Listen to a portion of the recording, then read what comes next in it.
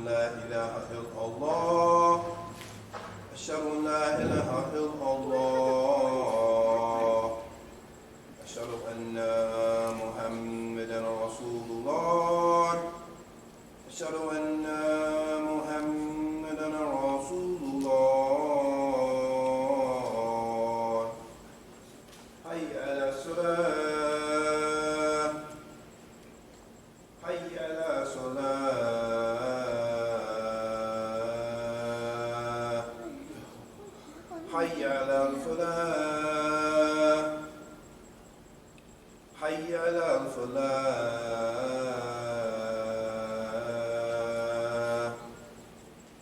الله أكبر الله أكبر لا إله إلا الله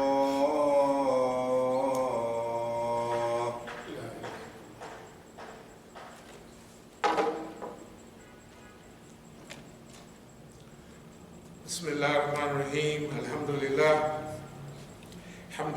أحمده واستعينه واستهديه واستغفره وأؤمن به جل وعلا ولا أكفره وأشهد أن لا إله إلا الله وأشهد أن محمدا عبده ورسوله أرسله بالهدى ودين الحق ليظهره على الدين كله ولو كره المشركون. All praise belongs to Allah. We praise Him, we seek His help, His assistance, and His guidance. We believe in Him and do not disbelieve in Him. I bear witness that there is no God but Allah, and Muhammad sallallahu alaihi wasallam is His servant and messenger. Allah sent him, that is Muhammad, with Deen al-Haq, the religion, the way, the methodology of truth. And this way of life known as Islam will rise to its proper position in this world, whether the mushriks like it or not. Amma ba'd, فَإِنَّ أَصْدَقَ الْحَدِيثِ كِتَابُ اللَّهِ وَأَوْثَاقَ الْأُولَى كَلِمَةُ التَّقْوَى وَخَيْرُ الْمِلَالِ مِلَّةُ إِبْرَاهِيمَ وَخَيْرُ السُّنَنِ سُنَّةُ مُحَمَّدٍ صلى الله عليه وسلم وأشرف الحديث ذكر الله وأحسن القصص هذا القرآن وخير الأمور أوزموها وشر الأمور محدثاتها وأحسن الهدي هدي الأنبياء وأشرف الموت قتل الشهداء وأما الأمر دلالة بعد الهدى وخير الأعمال ما نفاء وخير الهادي ما اتباع وشير الأمة أما الكعب.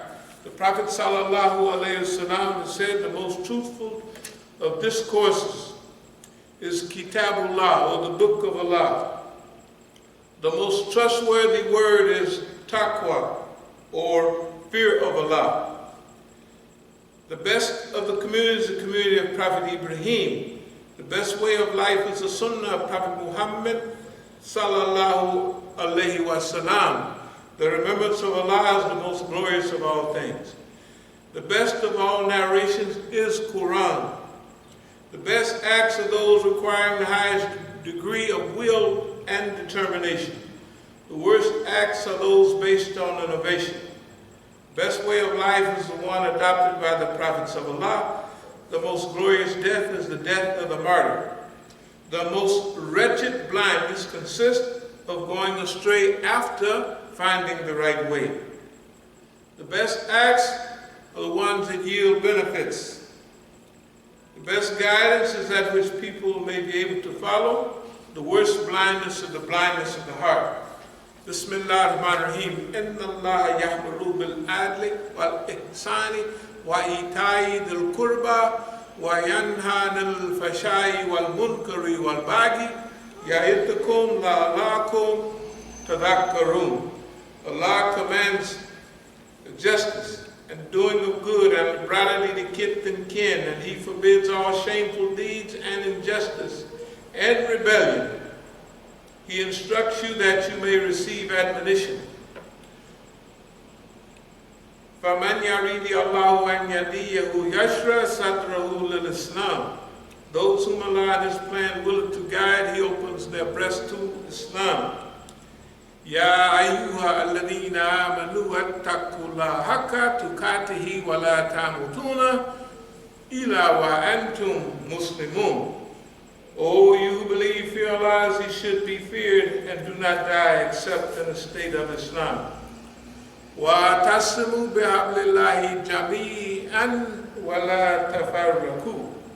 And hold fast all together by the rope which Allah stretches out to you, and be not divided amongst yourselves.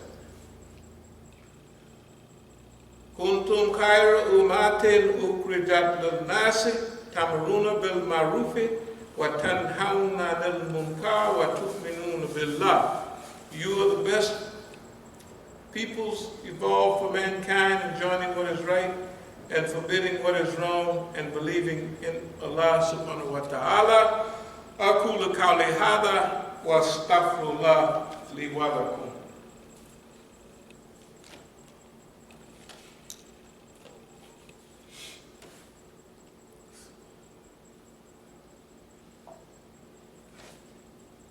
Bismillah ar-Rahman ar-Rahim. Alhamdulillah. Alhamdulillah Rabbil Alameen. Wassalatu wassalamu ala khayril mursalin Muhammadin an-Nabi al-Ummi wa ala alihi wa sahbihi ijma'in. Amma ba'd. Yaqulu Allahu ta'ala fil Quran al-Kareem. Inna Allaha wa malaikatahu yusalluna ala nabi ya ayyuha alladhina amanu sallu alayhi wa sallimu tasliman. Allahumma salli ala Sayyidina Maulana Muhammad sallallahu alayhi wasallam. Well, we see a lot of jumping up and down and marching and carrying on for human rights, equal rights, I can breathe, or I want to breathe, and all of that stuff, which is very good. And when we look at the United States, we see people that are acting very strange. The other day, Nancy Pelosi and some of the other people in Congress came out with kente cloth on, and they was taking a knee. It's just unbelievable what people will do. I mean, how they will act so out of character. And because people act according to the trends and the fashion and the time. 3 weeks ago, 4 weeks ago, they wasn't thinking about none of that. They was rolling with their votes and jumping up and down, and they wasn't really concerned about Black Lives Matter. They wasn't concerned at all about Black Lives Matter. But now everybody's concerned. All the football players and basketball players are now taking a knee. They want to get Kaepernick back in, in the league somewhere. And they said they want to get him back. And they got all the sports people. A few years ago, the sports people was quiet as they could be. They said, man, I'm making $20, $30 million. I ain't in all of that. That's what they acted like. Now, you can't stop them. They got to take a knee.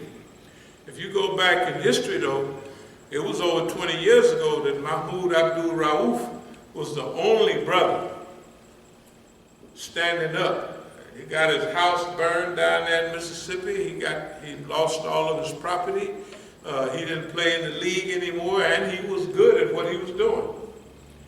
And every now and then they mention his name, but they don't mention his name according to the gravity of what he did and when he did it, and what it meant when he did it, right? And there's a difference in when he did it, and there's a difference when Kaepernick did it, although it was similar. But doing it now, hey, everybody doing it. And it's popular to do. So that's why the lady would come out with a kente cloth. I was just laughing so hard.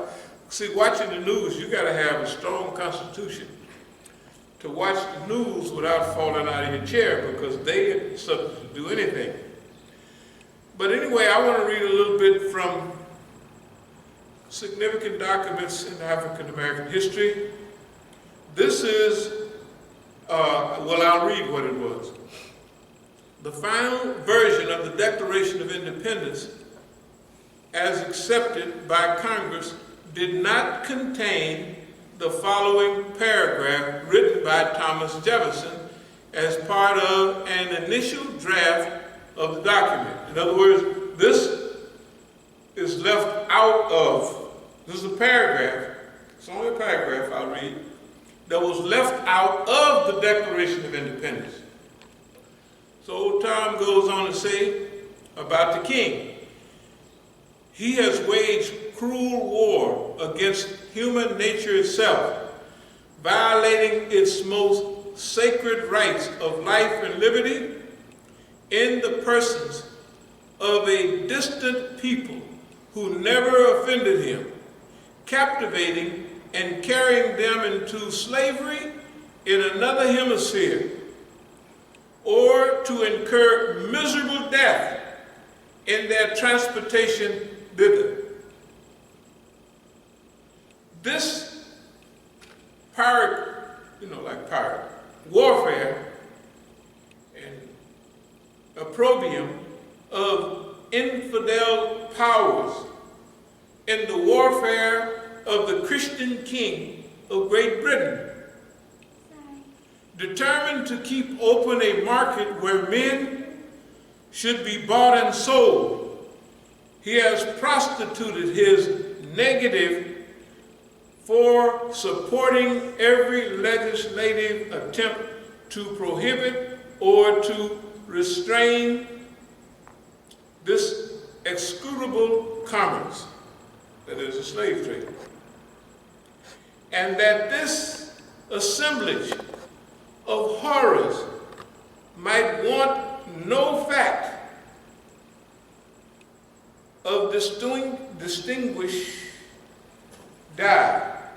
He is now exercising these very people to raise in arms against us and to purchase that liberty of which he deprived them by murdering the people upon whom he also obstructed them. Thus paying off former crimes committed against the liberty of one people with crimes which he urges them to commit against the lives of another. Now this is a serious statement. Let's go over this a little bit. This is about the King of England. This is the part of the Declaration of Independence. As it said, Declaration of Independence, then it has what was left out of the Declaration of Independence.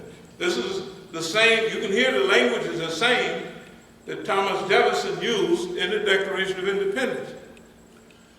He has waged cruel war against human nature itself. In other words, the slave trade is against human nature itself.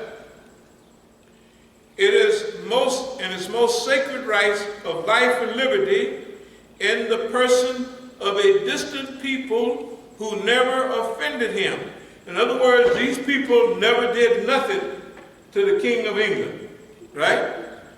But he, the King of England, is motivated by commerce to participate, and his ships and his captains to participate in the slave trade, captivating and carrying them into slavery in another hemisphere, or to incur miserable death in their transportation. We talk about the Middle Passage, right? You would think white folks didn't know about that. Thomas Jefferson, he said, in their transportation, that means millions of people jumped overboard just not to go in slavery, right? And he knew it, and so did all the rest of them. So this pirate warfare of infidel powers is the warfare of a Christian king of Great Britain. In other words, you're a Christian. You're doing all this under Christianity. Determined to keep open a market where men should be bought and sold. And he has prostituted his negative for suppressing every legislative attempt to prohibit or to restrain this executable commerce. In other words, there are a few of the colonial, the northerners mostly, that want to prohibit the slave trade. But the King of England telling them, because they're colonies, you can't do that. Although many of them own these big docks, everything, so they made big money off slaves, whether it was the north or the south. Okay, assemblies of orders, da, da, da, da, da. Now this is important. He is now exercising these very people to rise in arms against us. Talking about the black people. Remember the law at that time. If you fight with the British for 1 year, right, you get your freedom. Y'all ever heard of the Book of Negroes? The Book of Negroes. Nobody heard of it? The Book of Negroes is a book that the British kept of all the black people who fought on their side. Now, of course, old boss man won in the colonial struggle, so those Negroes that fought with the British had to head to Canada. The British transported them to Canada, and I heard that some were transported to the islands, but they were free because they fought with the British, right? And now Thomas Jefferson is saying the same people that enslaved me and you, our great-grandparents, right? Now, Great Britain is telling them to rise up to fight against boss man, who's also enslaved us. And if you fight for the British, then you get your freedom. It's really a book. If anybody captured things right now, just type it in. Book of Negroes. Book of Negroes. Think I'm lying. I know that stuff I say it sounds like teeth, man, you stretch it out up there. This is called the Book of Negroes. It is unbelievable. So, I just pass on. This is like, it said the omission of this passage reflected the awareness on the part of some congressmen that a number of New England merchants were profitably engaged in the slave trade. Other legislators were simply in favor of slavery as an institution and felt that the inclusion of such sentiments would prejudice the case for its continuation. So at day one, 1776, they already had a good picture of what was happening in their colonies. And they made specific decisions all along the way, up till today, right? To exclude the Negro, to segregate the Negro, to isolate the Negro, to deprive the Negro, right? To obstruct any road that he wants to travel that leads to freedom, justice, equality, and liberty, and peace, and tranquility, right? We'll just read a few of the documents, but they knew what they was doing then, they know what they're doing now. Just since we in the Declaration of Independence, I'm going to pass by some of it. We hold these truths to be self-evident that all men are created equal and that they are endowed by their Creator with certain unalienable rights. That among these are life, liberty, and the pursuit of happiness. That to secure these rights, governments are instituted among men, deriving their just powers from the consent of the governed. That whenever any form of government becomes destructive of these ends, it is the right of the people to alter or to abolish it and to institute new governments, laying its foundation on such principles and organizing its powers in such form as to them shall seem most likely to affect the safety and happiness. Okay, I'm going to just go over this a minute. We hold these truths to be self-evident. It's self-evident. It's clear that all human beings are created equal. That's what they're saying, including us. Why they leave the part I just read up there out? Because they know that's true. So they left it out. It's a business idea. Why? The New England ship owners are making so much money bringing slave ships over, and they're part of the legislature. They don't want to bother them and upset them because it upsets commerce. And then many other people, old Tom himself right down there in Virginia, you know, Tom, George, all them boys talk about freedom. George Washington had 300 slaves. Of course, he put it in his will that when his wife dies, they would be freed. I don't know what they did. And old Tom, you know, Sarah Hennings and all the children, you could see today Thomas Jefferson children. They Negroes, of course, they still, the whole crew, red looking with freckles. They dirty red, most of them. That's the color that we have. And they got freckles.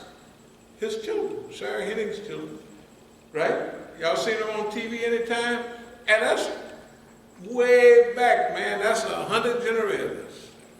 6, 7 generations, a little more, right? He's a slave owner. So how he writing about freedom, justice, equality, and then they go so far as to say that governments are instituted on the premise of life, liberty, and the pursuit of happiness, and the governments gain their power from the consent of the government. Me and you, we're the government, they're the government. They get their power from me and you, right? And at any time that the government is not structured to produce life, liberty, and the pursuit of happiness, it is the duty of the governed, me and you, to abolish that government and institute, that's what the Declaration of Independence is saying, right? So technically, under this document, it's our duty.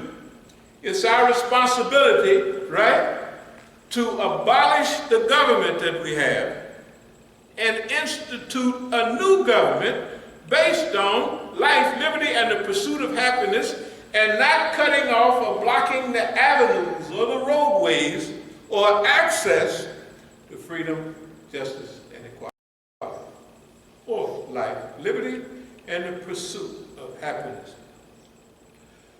Okay, we just went into this document so that you will see.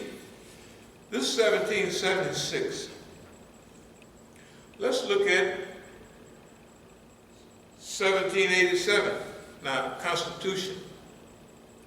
Now, you got to remember, the Constitution is different from the Declaration of Independence.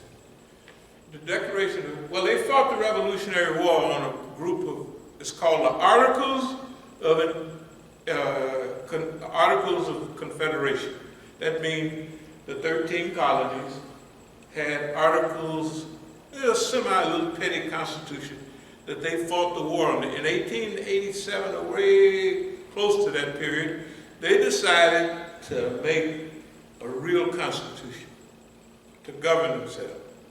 So they threw out the Articles of Confederation, and they wanted to really just, some wanted to make a little bitty light thing, and some wanted to get down. Now, you got to remember, the difference between the Constitution and the Declaration of Independence.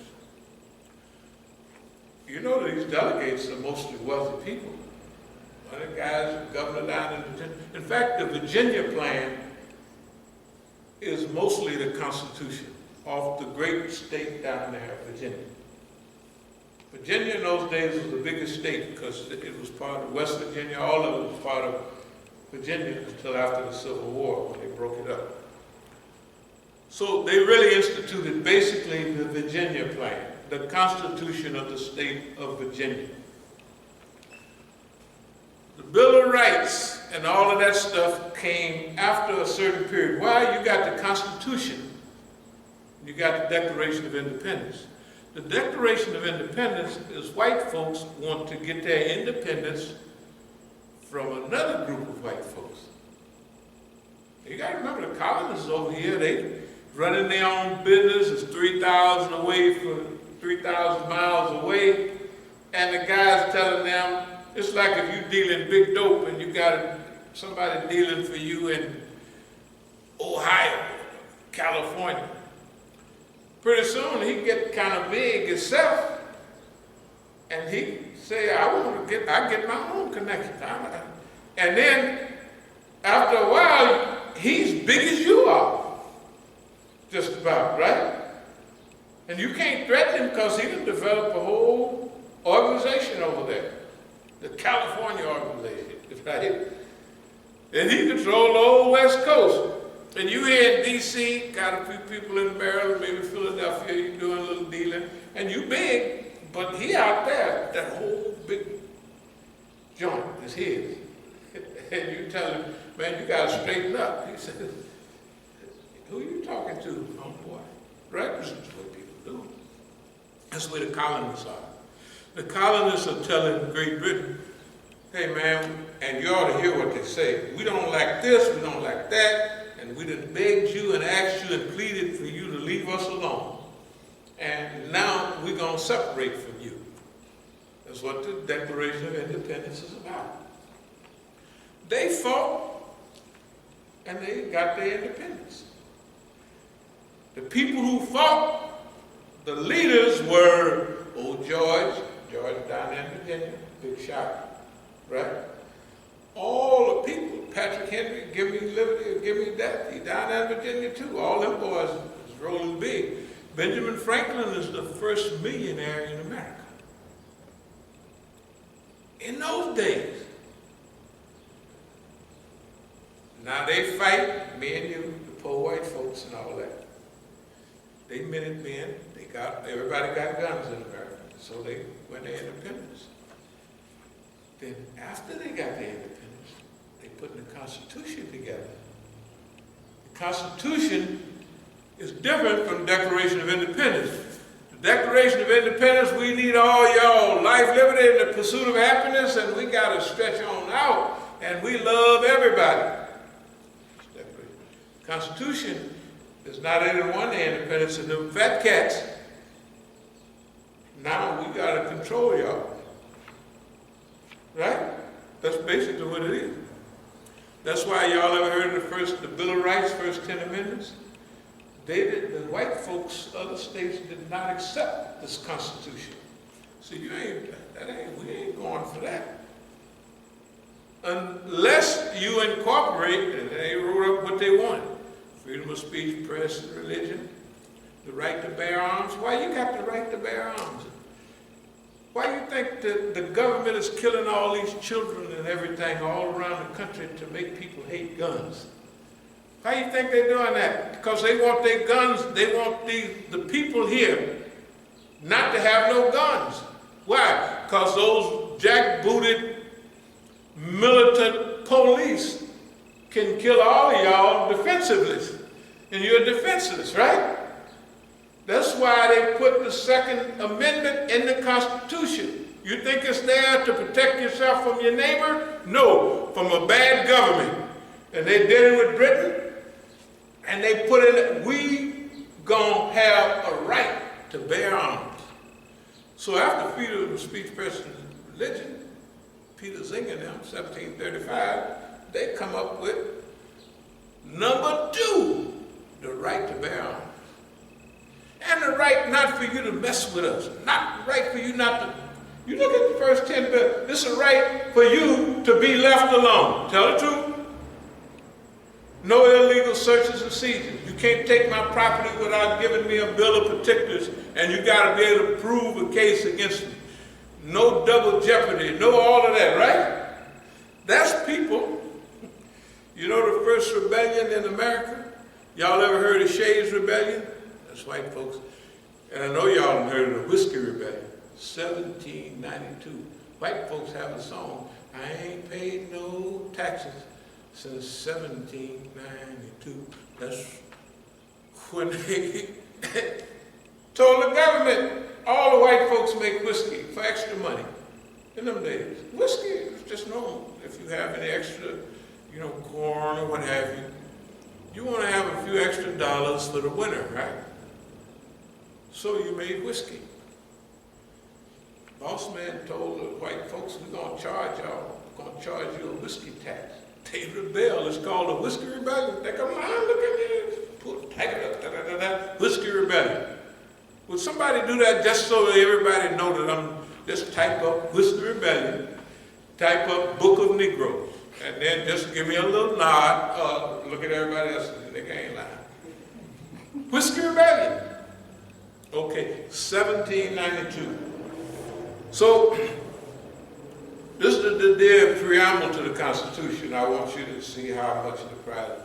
We the people of the United States. That means us. It didn't at first, it just meant we was 3/5. Y'all remember the 3/5 compromise? 5 cows, 5 cows, 5 horses, 5 horses.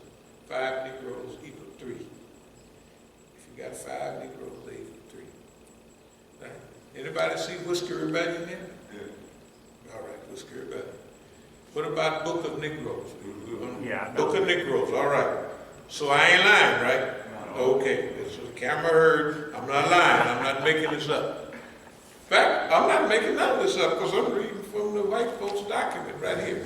Okay, anyway, we the people of the United States, in order to form a more perfect union, establish justice, ensure domestic tranquility.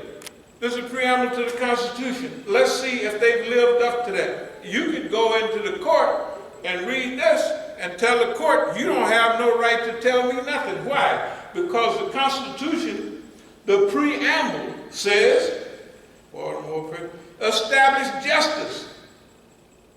How many of y'all have had justice in the United States? Justice, anybody? Okay. Domestic tranquility.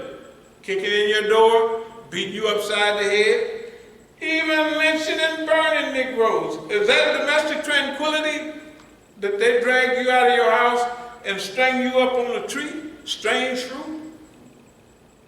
And if you talk about it and sing about it, like the lady used to wear a flower in her hair, what's her name? Billie Holiday. She made the record Strange Fruit, and the white folks, the old man run the jailhouse, put her in the penitentiary. Who are you talking about? Strange fruit. That's all your freedom now. Okay. Ensure domestic tranquility. Provide for the common defense.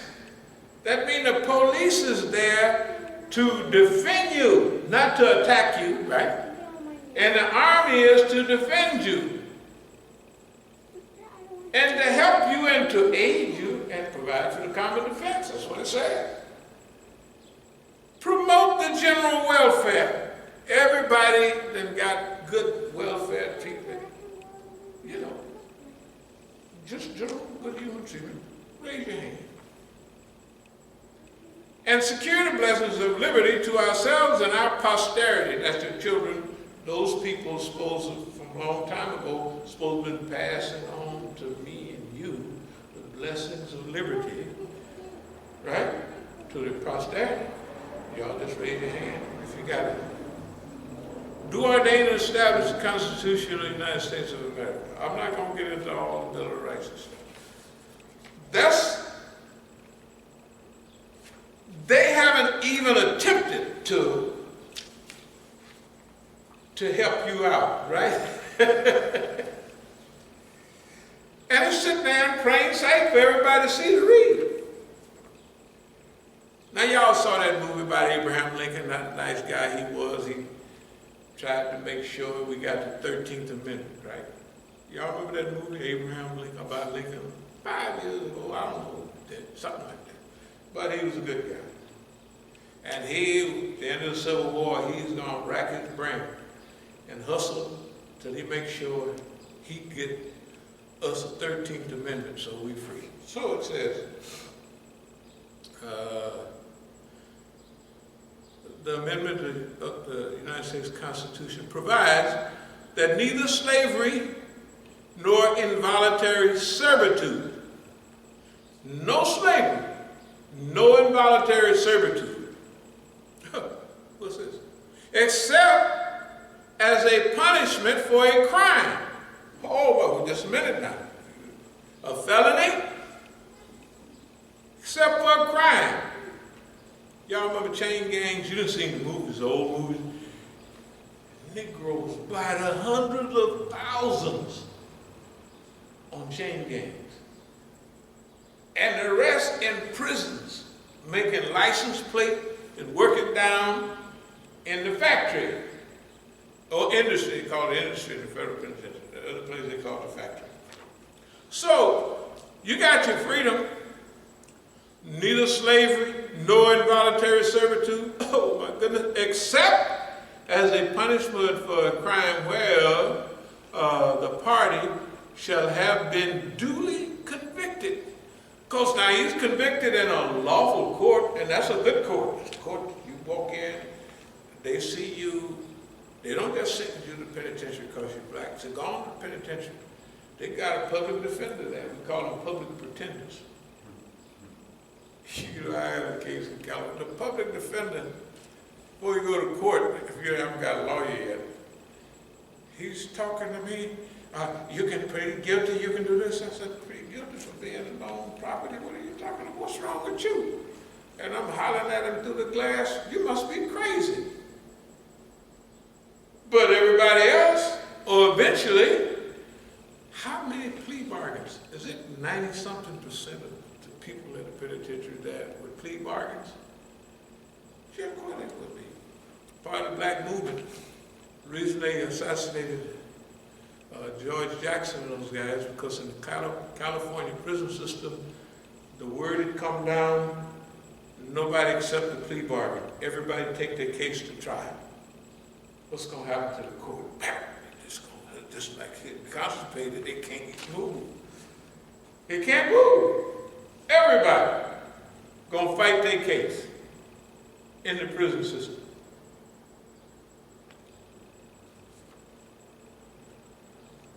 Except for punishment of a crime whereof the party shall have been duly convicted, shall exist within the United States.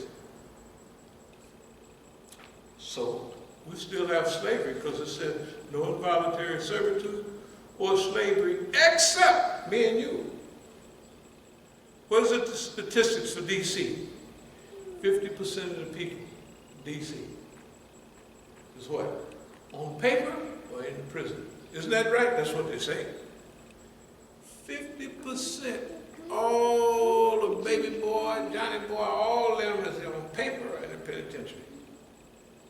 And right away they say, oh, you can get away, you don't have to just get to sign this, get on probation. Finish. Right? Because as soon as you come back through, they get the kids starting early. I was watching my grandson, how they was doing him. And everything I tell him not to do, he changed his mind and do it like they tell him. I said, you better, the only way he can get free is go back to California because they had him on paper here. Almost in 2 weeks. Almost in 2 weeks. Anyway, so now let's get ready to close out and see what old boss man, what the Quran says about it. In the name of Allah, most gracious, most merciful, we sent them with clear signs and scriptures. And we have sent down unto thee also the message that thou mayest explain clearly to men what is sent to them, and that they may give thought. Know then, those who divulge evil plots feel secure that Allah will not cause the earth to swallow them up, or that the wrath will not seize them from directions they little perceive, or that they may not call them to account in the midst of their goings to and fro without a chance for them frustrating Allah. So, Allah sent clear signs. And all the signs that's coming, we all see them. Everybody sees these modern signs. They're not hidden to anybody. Whether we shall show thee within thy lifetime part of what we promised them, or take to ourselves thy soul before it is accomplished. Thy duty is to make the message reach them. Our part is to call them to account. So this is Prophet Muhammad sallallahu alaihi wasallam. We showed you what's happening. Whether we bring this all to a conclusion in your lifetime, right, or we postpone it to another, don't get panicky. Don't feel like you're not doing your job. All you do is you teach openly and clearly. Right? That's what Allah is telling the Prophet sallallahu alaihi wasallam. See thou not that we gradually reduce the land in their control from its outlying borders, where Allah's commands, there is none to put back his command, and he is swift in calling to account. Gradually reduce the power, the prestige. Can you imagine what America looks like in the world news? They laughing harder than we are. That's big bad America over there. Right? They telling us about freedom, and they got a man on the ground. They got him on the ground for minutes after minutes, choke him to death. Right? And they got soldiers over here walking through our houses, sticking a gun in my mama's face, right? And blowing up my whole country, whether it's Iraq, whether it's Afghanistan, right? And so the people, look what all of this looks like now. America the Great. Freedom. The lady up in Minnesota, the Muslim lady, she said, the story y'all sold us does not exist. You know, they wanted to come immigrants, you know. She said, basically, CNN, that ain't true. Y'all lied to us, boy. It ain't nothing happening over here. Those before them did also devise plots. But in all things, the master planning is Allah. He knoweth the doings of every soul, and soon will the unbelievers know what gets home in the end. I don't care whether it's Egypt. I don't care whether it was Great Britain. I don't care whether it's the Roman Empire, Pax Romania, Pax Britannica, Pax Americana. We talked about this decades ago. What does it mean? Allah give everybody a chance to rule. Give everybody a chance to express themselves, right? So the British had a turn, and the Romans had a turn. Before that, the Greeks had a turn. Persians had a turn. You look around the world. Talking about Africa, that was periods when Africa held sway in the world. Right? Everybody get their chance. Boss man, his chance is over. All the other people, the Egyptians, they had schemes. We ain't going down without a fight. That's what they said. When Allah pull the cord, you going down. You can have all the plots, plans, and schemes you want. It ain't gonna work, brother. Hence, leave me alone with such as give the lie to this tidings. We shall bring them low, step by step, without their perceiving how it has come about. For behold, though I may give them rain for a while, my subtle scheme is exceedingly firm. This thing is going to happen. The boss man, all these, y'all got the shirt. Right, the boss man bites the dust. All these ayats are on there. Boss man bites the dust. It's not a great prediction. It's easy because the Quran has said, and then we can look around. It's all over for boss man. Why? He's finished. the Quran and said it, this reading of the Quran, this year was fine. We still only got halfway, but we read the Quran and commentary that goes with it and all that. We even read Yusuf Ali. And when we think about that your job is to teach openly and clearly and don't worry about reward. You know, Yusuf Ali died in Europe. He died in a park in London. And somebody called the Pakistani embassy and said, we think one of your people have died. The Pakistani embassy had to bury him because he was poor. Everywhere you go in the world, what do you see? In the English speaking, you see Yusuf Ali's translation. He didn't get a dime for it, right? But look what he did. And when you read his commentary, if you haven't read it in a while, you will get shocked. You say, man, Yusuf Ali was deep. Of course, he used a little Shakespeare every now and then, stuff like that. Then the Saudis get mad. They take up, they said, they took out the section on eschatology, hereafter, because it's too Sufistic. There's a whole section in there. They took it out. Some mean brothers, I'm telling you. The man spent his life writing that and translating that great commentary, and they take it out. There's one more item we want to look up. But anyway, one says, don't you see that we bring you to this situation by a process of slow wastage? Slow wastage. You're wasting away. When you get hooked on some drug, sometime you just waste away. Right? You don't die the first day, the second day, but you waste away. You lose your family. You lose your job. You lose your house.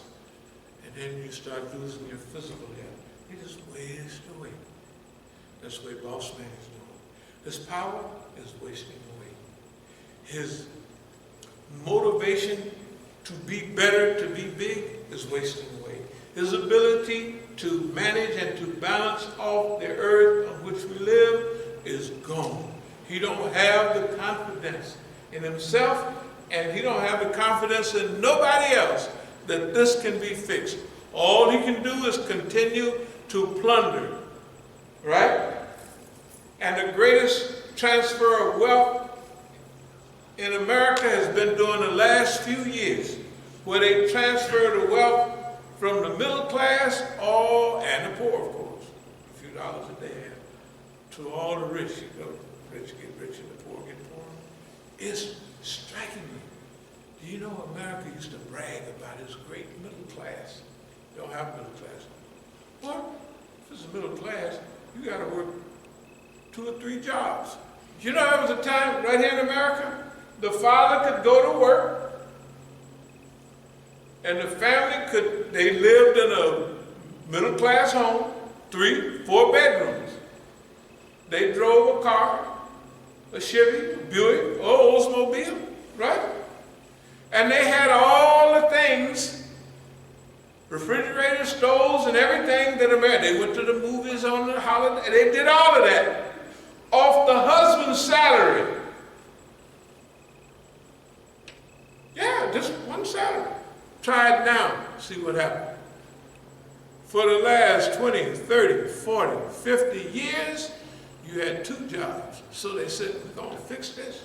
We're going to get some Virginia Slims. You can bring home the bacon. Y'all are too young for that. Commercials, Virginia Slim. Y'all remember that? Cigarettes, Virginia Slim. The woman wearing old clothes and then the wind blow them off, and there she is, a modern woman bringing home the bacon, putting them girls at work. Housewives, you find how many housewives you got now.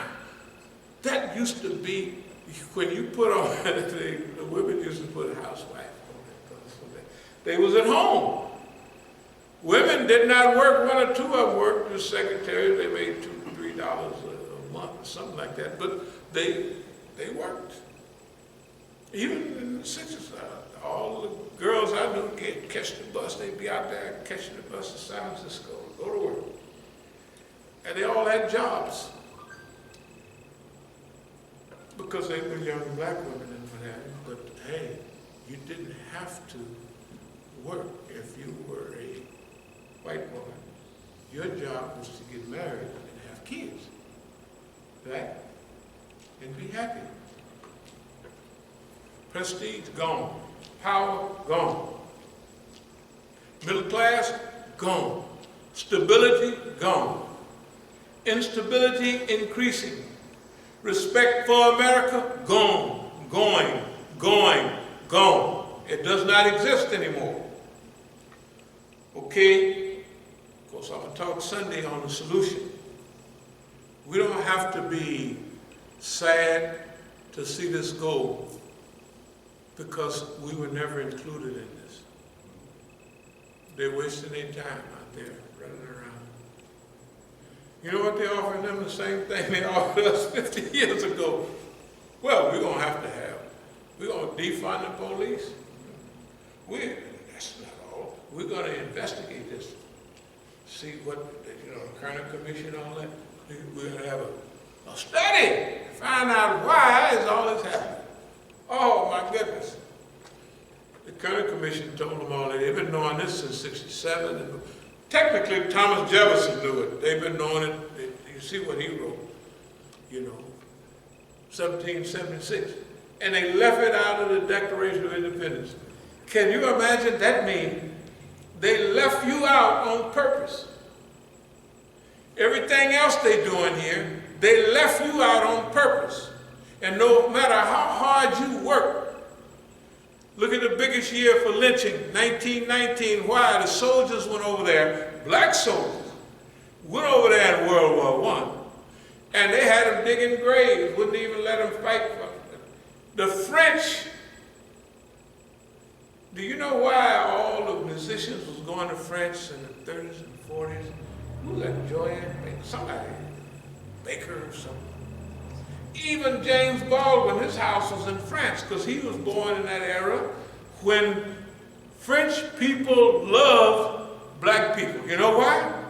When they was fighting the Germans of France, the French, 1914 and 1918, lost a whole generation of men. They turned to the U.S. and said, what y'all doing with them niggas? We just got them digging graves and running around in circles. Can we have them? This is exactly what happened. Can we have them? Study 369, 374 up there in Harlem. Harlem Hellfighters. Well, just read history. They took off American uniforms, put French uniforms on, and the most decorated soldiers in World War I is black soldiers. They spent more time in the trenches, right? They held up longer and harder than anybody. They were most decorated. Croix de guerre, that's not American, that's from the French. And then they had a song, how you gonna keep them down on the farm after they seen Paris? Paris. How you gonna keep them niggas down in Tennessee and Mississippi after they've been over here? And guess what? The white girls loved them over there. You know what they told the white women? Said, them niggas got tails. The white women in the field back there, she said, the one I was with last night didn't have no tail. White boys told them, they had operations. Take their tail off. You think I'm lying? Okay. Type up World War I. Type up 369, just like all that is. Type up 371. Harlem Hellfighters. They spent more time in the trenches. They fought harder than anybody in World War I. And when they got back here in 1919, the biggest riots, the biggest killings, the biggest lynchings, right there where you're from, Mooresville, right? Hanging, that's the biggest year, because the Negro that came back here, after being they'll hang you if you look at a white woman over here. And the white women is chasing them. And then they learned about, the Frenchy stuff, oral sex and all that. They didn't do that over here. After World War I, they said, hey, they didn't talk about it, but there's something going on here. And they brought all that back over here. And they started hanging the brothers day in, day out.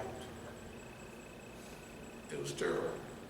They never had us included, and they never had us roll into that rag. And you can walk around, I don't want to talk about Boss Man, but Boss Man then rigged this whole thing up to where it's all a big joke, right? He the one started, it's got out of control, yes it has. But the people don't have no agenda. We go down there every other day, and we talk. Do you know? Y'all have seen the news. If you see somebody dancing and turning flips, they see them on TV, don't they? We down there with our speakers thing. You know what the news do? One day, the lady last week had her news thing on, and she's standing there talking, and you could hear us. She turned her stuff off. One thing about the news, none of them come talk to us, because this is what we're talking about. We're showing them how you can have a new way, a better way, how to solve the problem. The other young people, most of them are their people, but generally they don't know what to do, what to ask for, right? They just run around shouting. And everything they give them, I ain't got nothing against and your mama, I don't have nothing. In fact, see what syrup we got down. Hey, technically, and your mama's fine. Ain't no sense me lying. Just like I used to like Amos and Andy, y'all too young for that, but I used to, so you laugh, it's okay. And your mama. What do I care if you take Aunt your mama's syrup? Cake mix or pancake mix, right? And Uncle Ben's, now you're going too far. Uncle Ben's, look, I'm not pro, we use basmati rice from Pakistan and everything, so they use a lot of it in Iran, Pakistan. So we like, but Uncle Ben's rice, Uncle Ben's is the only rice you're gonna get if you cook it right, it ain't gonna stick together, right? Tell the truth. Now they want to get rid of Uncle Ben. I'm tired of this stuff. No, all of this dumb stuff, right? You wouldn't believe what they do. I know y'all been here. The white lady, Miss Pelosi, got a kitty cloth on and they taking a knee. God said, look, man. And all the Negroes is there with them. Yeah, Miss Pelosi, I said, this is cold-blooded. Look at what they doing, man. They just playing. They know them people going to walk around a couple of more weeks and they're going to get tired. They would have stopped last week except they killed a brother down in Atlanta, right? The demonstration down here was almost finished. Then they picked back up again. They never had me and you factored in to nothing. So, believe it or not, and I'm going to close with this. Me and you are going to have to help Boss Man get on track because he can't do it himself. This time is played out. We have scriptural behind us because Nineveh heard the truth, right? Out of all the people who went to everybody, Nineveh is the only one. A city of 100,000 or more, remember? Yeah. Now the chief years ago said America was Nineveh. I didn't believe it then. I said, no, we ain't like that. But if America is going to be America the good, it's because me and you going to do it. Boss man, he's not capable, right? So if we want this to be a better world, we're going to have to do it. And I'll just run off a few things right quick and call it a day. Nonviolent resistance.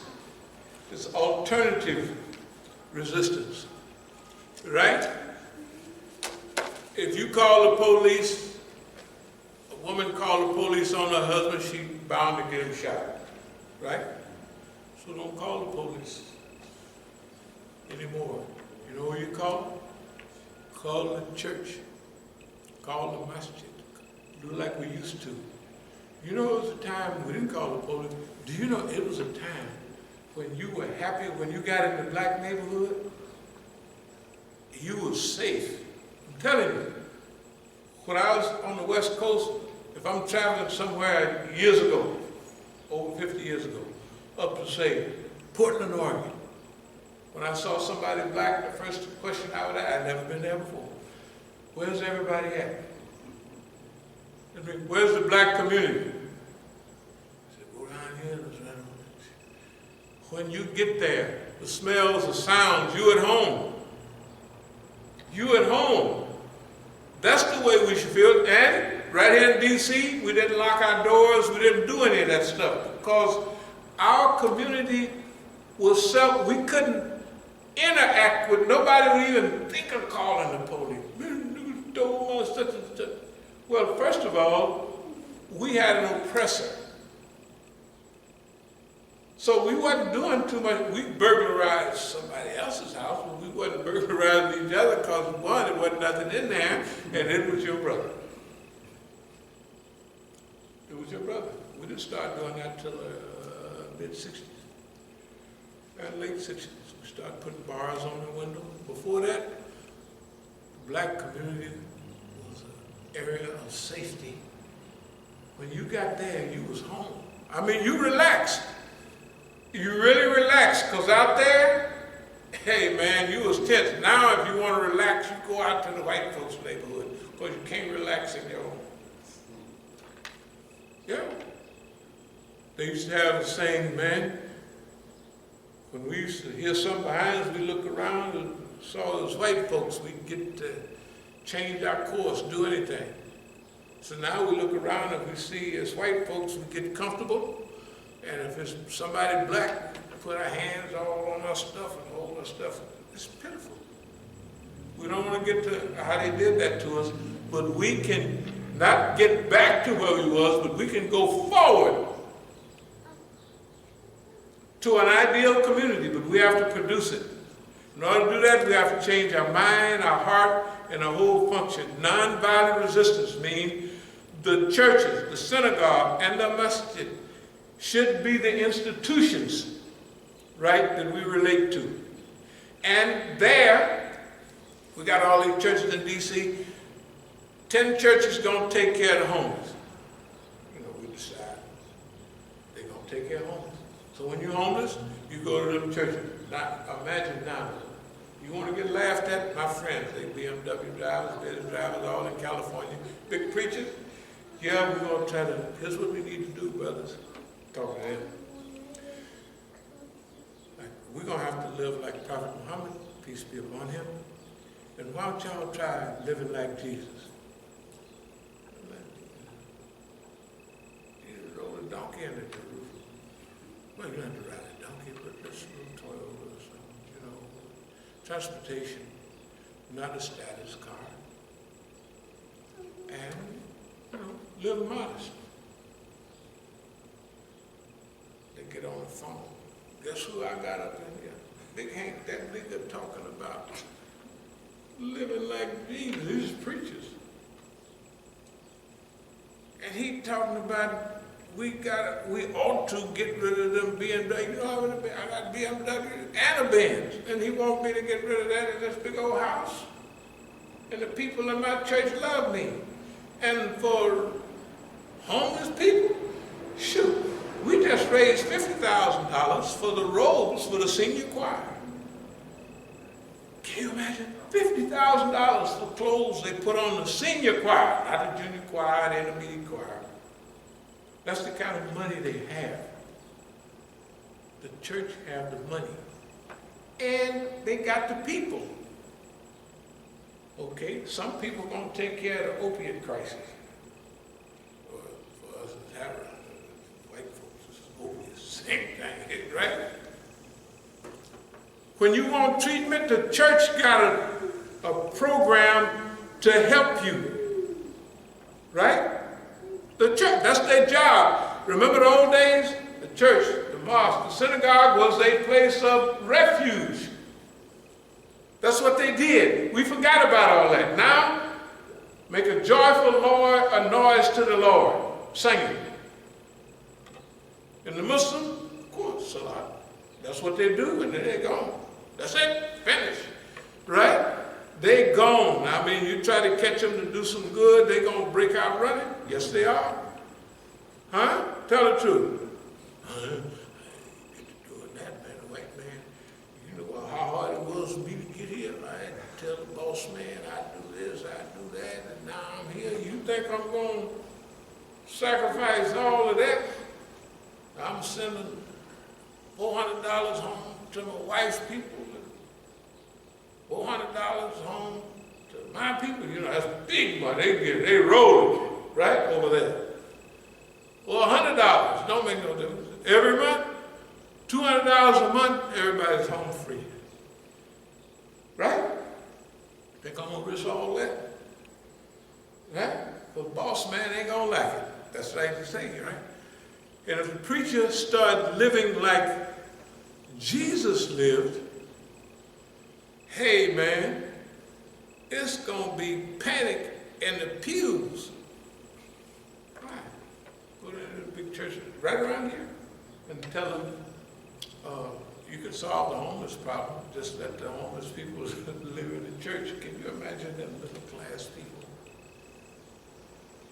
Our relatives, the Negroes right over there. Those right up there don't make no difference. Can they visualize homeless people living in their church? But that's what they built churches for a long time ago, right? When you wanted help, you didn't go to government, you went to the religious. That's why I look at our sadaqah, zakat, infaq, all of them relate to giving, right? We got many ways to give in Islam. I'm trying to tell you, I close with this. If we want to help our community, we start using it the way God meant for us to use it, to help the poor and help the needy.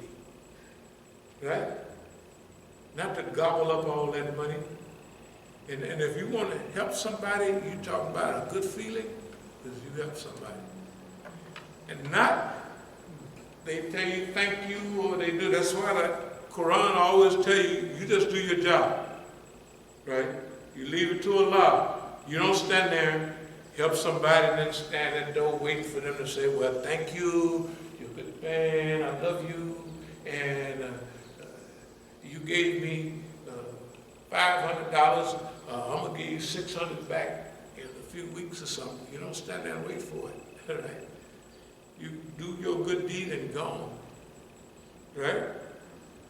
You start living like that, we're going to have a better community. In fact, I believe that's the only way out for us. Let's get back to good old Dean. It don't seem like they don't have no solution. And the last thing is really America, they wrote you out of the Declaration of Independence. You saw what it said. I read the Declaration of Independence, the part that Tom left out. He left it out on purpose. Right? And the 3/5 of a human being. Unbelievable. 13th Amendment. Slavery, servitude, outlawed, except if you go to jail.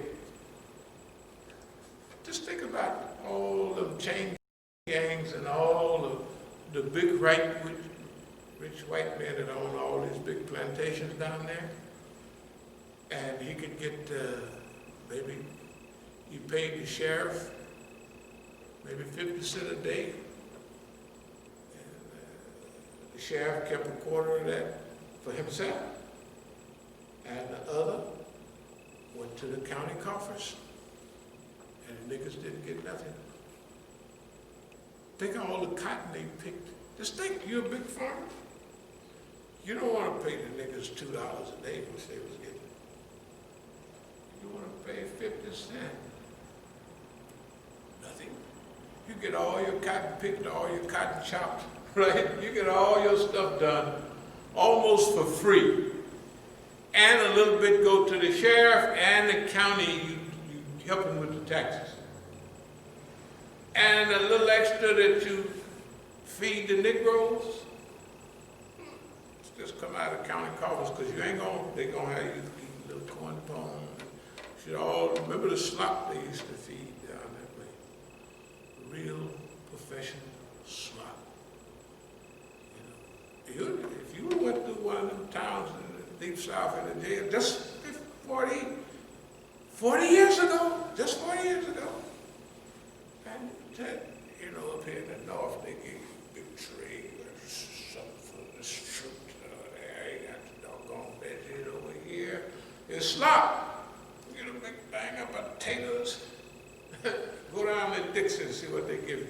Well, I guess it's changed now. You go down there and you get a bowl of slop. Real slop, professional slop. S-L-O-P. Maybe it's another P, but it's slop. I'm trying to tell you, it wasn't meant for us. Why it wasn't meant for us? Because it was meant for us to see the need for change and to execute it. O Allah, we seek thy refuge from anxiety and grief. We seek thy refuge from lack of strength and laziness. We seek thy refuge from cowardice and ignorance. We seek thy refuge from being overpowered by debt and the oppression of men. O Allah, suffice us with what is lawful. Keep from us what is prohibited. With thy grace, make us free from want of what is beside thee. Ameen. Be coming